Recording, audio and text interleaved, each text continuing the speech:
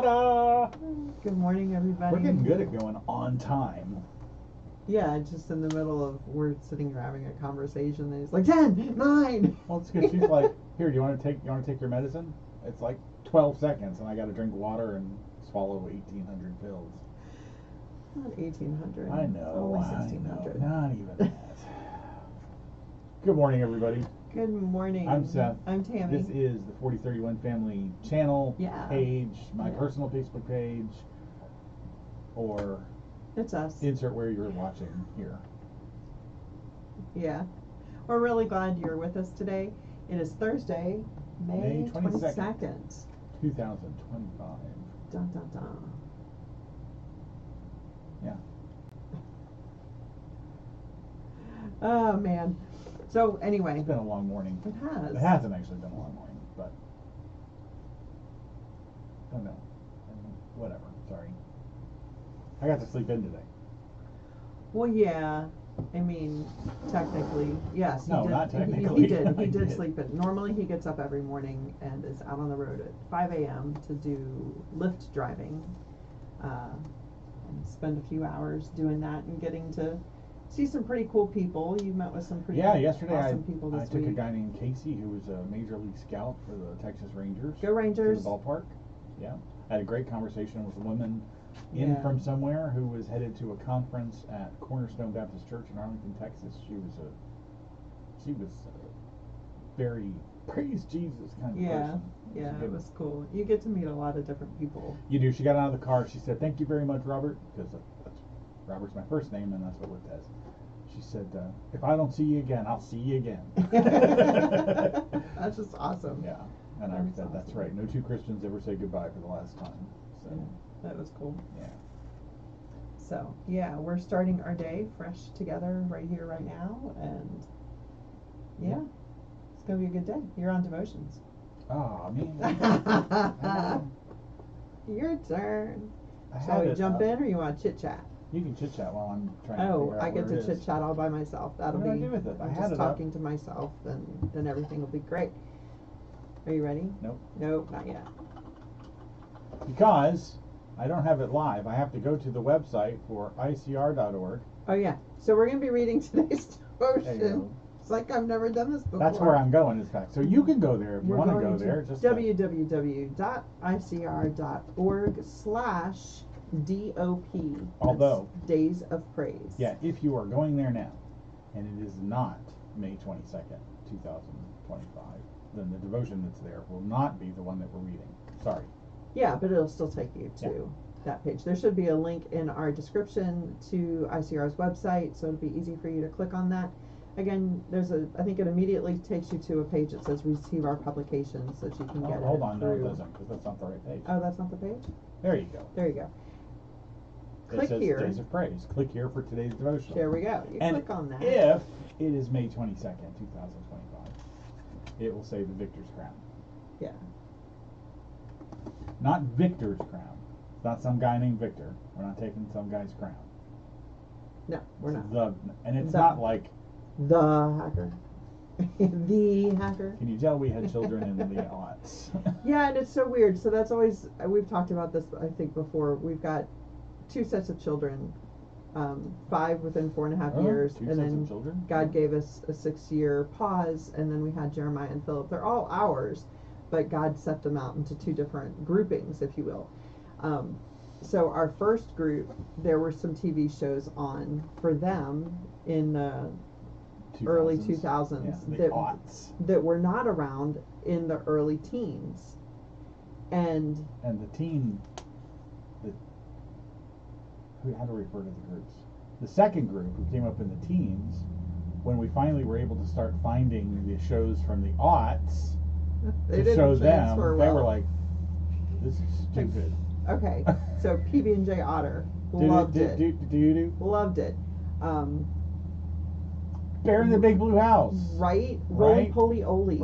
All of these things. But then we also loved Cyber Chase because it allowed them to be using some different ways of thinking to solve problems, and Cyber Chase was cool. It was a great show.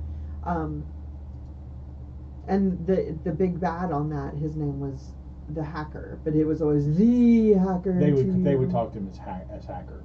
Okay, yeah. Hacker, you blah blah blah. The hacker. Played by the great Christopher Lloyd. Right, I was just going to say that. Of course, yeah. I was. Of course. Well, the littles, the second group B did not enjoy that. Watching that group show, A, what is this? Like full blown original. Yeah, the original VeggieTales. Original. Group 2 second comes group, along. VeggieTales in the City. And it's I know we talked about that. It's a totally different show. Bacon Bill. Totally different show. Bacon Bill on VeggieTales. So Bacon Bill. He's not a vegetable. But yeah, doesn't have a tail. The younger kids, they don't like Cyber Chase. They don't? No. I've never seen them try Cyber Chase. Right. It didn't work. It didn't work. I tried because it was a great show. Yeah. The Pythagorean Theorem, I remember that was on there. Just Archimedes Principle. Archimedes. Yeah, it was a great show. They learned a lot from that. Yeah. Even I learned stuff from that. Like there was a whole episode about the proportions of different parts of the body. Like the head is the same height as the floor. Yeah. I mean, just really. Oh, Bebe Neuwirth cool was facts. another voice in there. She was the Sphinx cat. Oh, yeah. But yeah, it was a great show. It was a great show. It was good. This broadcast is not brought to you by any of those people. PBS Kids. Or Disney. That's exactly right. But yeah. Welcome to the big blue house. We're gonna then have to the have exit song with Luna. So long. Oh no! Oh, that was Out of the Box. I started singing the Out of the Box song. So long, farewell to you, my friends. Listen to us. Or something. Yeah. Yeah. It was great. Tony and Vivian. Yeah. Anyway. Like anybody would let their kids do that now. It was some kind of after school cardboard box they went in Clubhouse with 2 adults inside. Like that's not sketchy. Right? I'm gonna go play in that box fort in that weird guy's yard with his girlfriend. I mean, seriously. If you grew up in the 80s, you came up with a show like You came up with a show like Out of the Box about your childhood. If you grew up in the 2000s, you came up with, Criminal Minds. Anyway. Yeah. Okay. What are we doing? We're pretty far afield. Yeah. We were talking about Victor. Victor and Vivian. Victor was Vivian's brother in Out of the Box. I don't really know how we got here, but we did. So anyway, it was because the Victor. The hacker. That's right. That's the it. Victor's crown. Welcome to the Big Blue House. The Big Blue Circle. The big. We're going to actually get to. Now we're going to get to the reason why you're here, which is today's devotion. Again, from ICR.org, Days of Praise. Go. All right. From 1 Corinthians 9, it says, "And every man that strives for the mastery is temperate in all things. Now they do it to obtain a corruptible crown, but we an incorruptible." 1 Corinthians 9:25, written by the Apostle Paul. Who did today's devotion? Is it Dr. Morrison? I don't know. Yes, H2. Okay. Any comments so far? Well. Okay, and every man that striveth for the mastery is temperate in all things. What do they mean by temperate? I don't know what that word means. Temperate is let's find an actual definition. It's like I know the sense of it.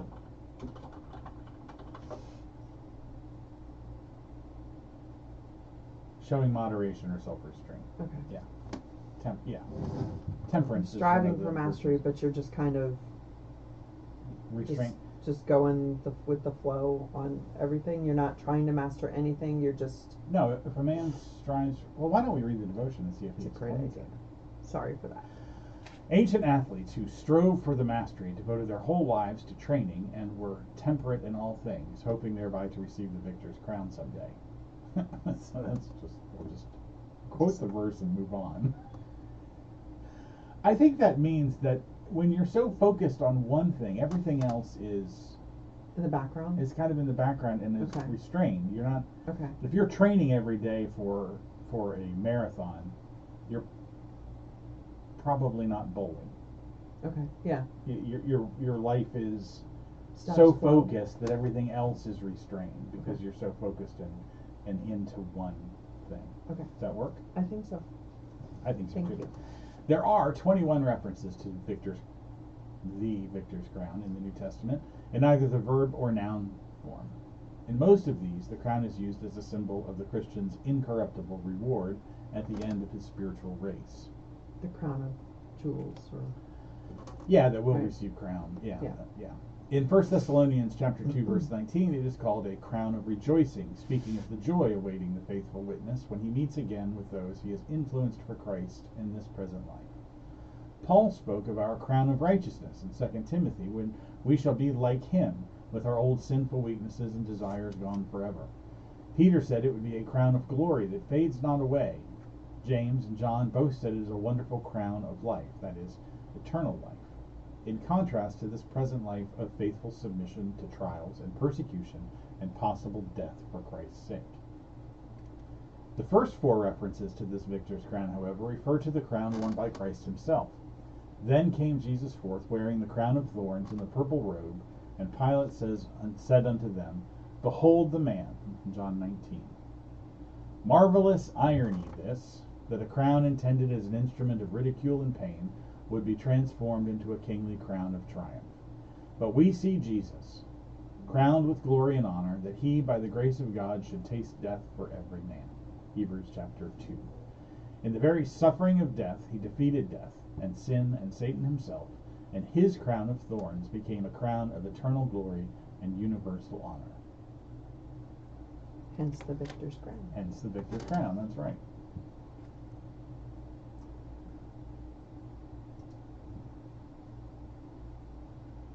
All right.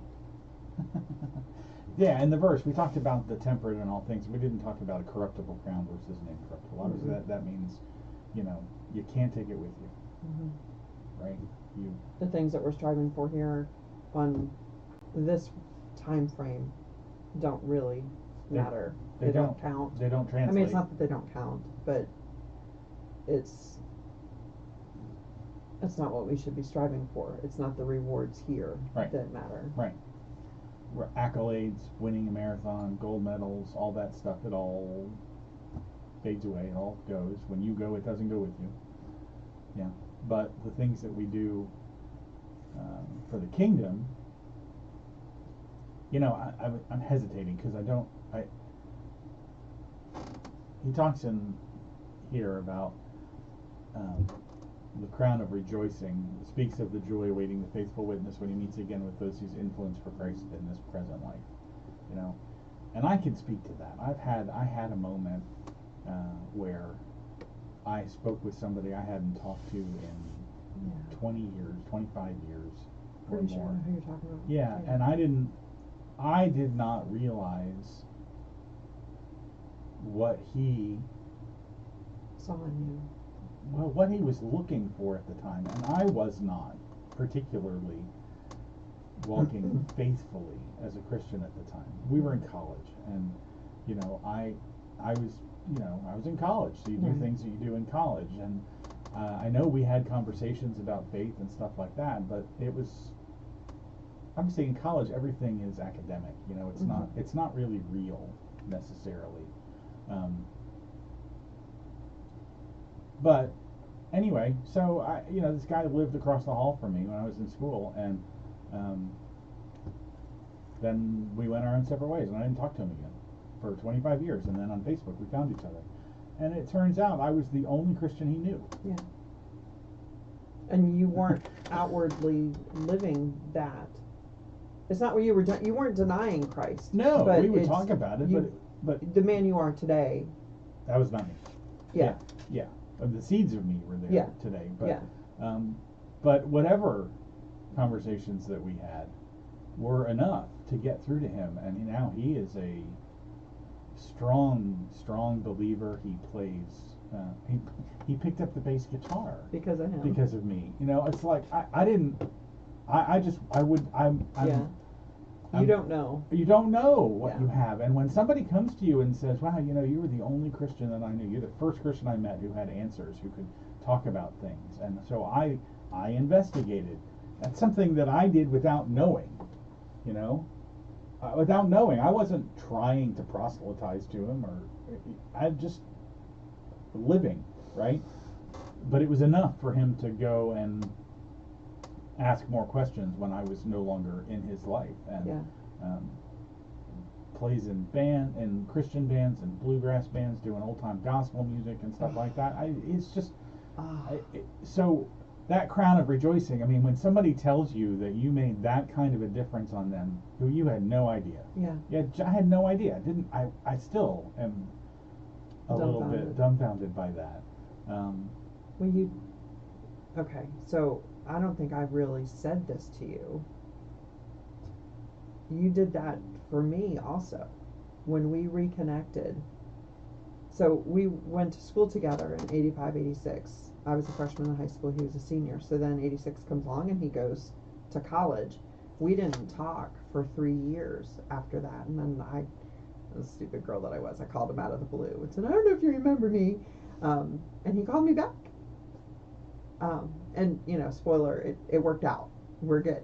So long time later. So far. But we talked, I think, for 3 hours that night on the phone, and it started this friendship. But I remember those conversations, and almost every single conversation you brought back to God. That was just part of you. Maybe not, again, in the way you are today, but it was evident that he was rooted in you, even if you didn't know that you were spitting out the seeds. Yeah. It's pretty cool. So yeah, that crown of rejoicing, that's quite a moment when somebody tells you that if it weren't for difference. you, if it weren't for you, you don't know if they would ever have become a Christian. You know, so it's like, it's pretty amazing. Yeah, and that's just a taste of what it's going to be like when we get to see we get to know everybody that we've influenced.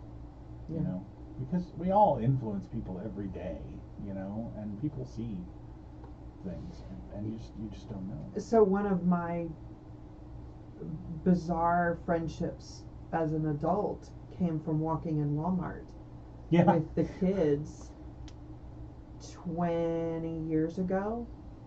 I'm pretty sure it was back in the mid 2000s, so about 20 years ago, little less than that.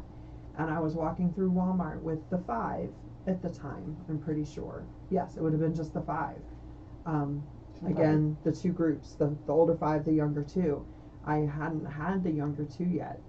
And just walking through Walmart, here's this crazy woman walking down the cereal aisle with 5 kids behind me. Fortunately, it was a good day.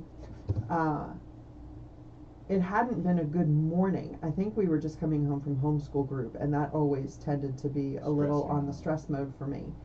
And so I, for some reason, needed to go to Walmart that day, and all the kids were just walking behind me. It was like Mama Duck and the Ducklings. And this sweet, sweet lady stopped me. She's like, I've watched you the last couple aisles, and those kids, I don't understand. What are you doing? And she also was an at-home mom, strong Christian woman. Her husband is a pastor. And it was just one of those moments where you don't know what you're presenting in your daily, literally, walk. Yeah. I was just walking the aisles with the kids that day. And something about that. Well, she and Jillian were even just talking on Facebook the other day because she needs a new Bible. Hers fell apart. Big surprise. But it was just one of those moments, and we joke still about how we met because of Walmart. So Deborah, good morning. And it's just a bizarre thing. You don't know whether it's through how you befriended this guy in college, or you're just literally walking through life that day in Walmart, or in our Pizza Hut moments that we've talked about a few weeks ago. Yeah. You will always present something, and how you present yourself influences people when you don't even know it. Yep. And that's why we're called to be we're called to be the light of the world. We're called, you know, to be all these things, and it's not to put up a pretense. Is that the right word? Well, what a good point. It's not. Okay, so Sunday mornings, until we were doing these lives, I usually didn't do any kind of makeup on my face. I don't wear a lot of makeup, but I wear some makeup. I don't. He doesn't. Well, you did in college when we did, or in theater. Well, but yeah, that was different. This is not. But when I go to church, I put on a face. But as an at-home mom, I usually don't have any makeup on. Take the verse off. So you put on a presence for Sunday mornings. I do. But that's going about our daily life. We shouldn't be putting on someone who's fake. You know, I'm not trying to say that who I am Sunday mornings is fake. It's just more presentable. I might be more presentable. I might be more put together. That could be, you know, just God's grace at that moment to be looking put together on a Sunday morning. But we're to carry that all through our week. We're to carry God's peace about us in how we walk, how we talk, how we live, how we not rule over our children, but how we, I don't know what the word is. So rule is the word. But not with I've never had a heavy hand to the kids. It's just to be that presence over your children. To be present over your children. Anyway. You don't know who's watching at every moment. And even if you're in a room alone, there's always someone watching. Yeah, God's watching. And that was one of my things to the kids when they were itty bitties doing school. They would just be kind of on how they do their work. I'm like, whether I'm in this room or not, you are not alone. Right. And you need to be doing all your work. Work unto God, not unto man, whatever that verse actually says. Colossians 3:23. Right? Sounds good. But it's doing it for God. It's not doing it for any kind of earthly attaboys. We're to be godly people at all times, out of respect and love towards God. For the grace and mercy that He shows us, we can behave. You know, for everything that He did. We talked yesterday about His dying on the cross for us. Mm-hmm. The suffering He endured for us. To pay that price, I can give Him my heart. I can give Him my life, and I can try to walk in a way that will always lead to a conversation of, "Well done, my good and faithful servant." My good and faithful Tammy. Thanks, Greg. Thanks, Greg. Yeah, Colossians 3:23 says, "And whatsoever you do, do it heartily, as to the Lord and not unto men." In other words, be performing all the time for an audience of one. Yeah. And someday, you will see and know and rejoice in and be rewarded for the influence that you are on people, and not rewarded in a paid sort of way, but in a satisfaction sort of way, that the things that you did, said, went through made a difference. That's exactly right. Yeah. Again, if God was willing to do what He did for us. Yeah. Yeah. So there you go. Are we going to mess up? Yes. Yes. Can we be perfect all the time? Yes. No. Only one man could do that. But we can strive to. It's one thing that I always try to post about, especially when I'm talking about my kids, because I love our kids. They make us so proud every single day. But especially. There is a fight between the children about who the favorite is. Right. We're not telling. We don't have one. We don't. We truly don't. But there's that. It wasn't hard to raise these kids, and those of you who know our kids, they're pretty amazing kids, and it's a godly house that they were surrounded with. Well, and it's being there with and for the kids all the time, you know. I mean, we're gonna go down a side path, but I had a conversation recently with a friend that reminded me of a quote from Vodi Bakum, who said, you know, you can't send your kids away to Rome and not expect them to come home Romans. You know, so that's a little homeschool plug, but whatever. Anyway. And everything you say or do, may it glorify God. Indeed. That's how I try to live my life, and I pray that over my children. May everything they say or do glorify the Lord. And I think so far so good. We've been really blessed. Hope so. We'll see someday.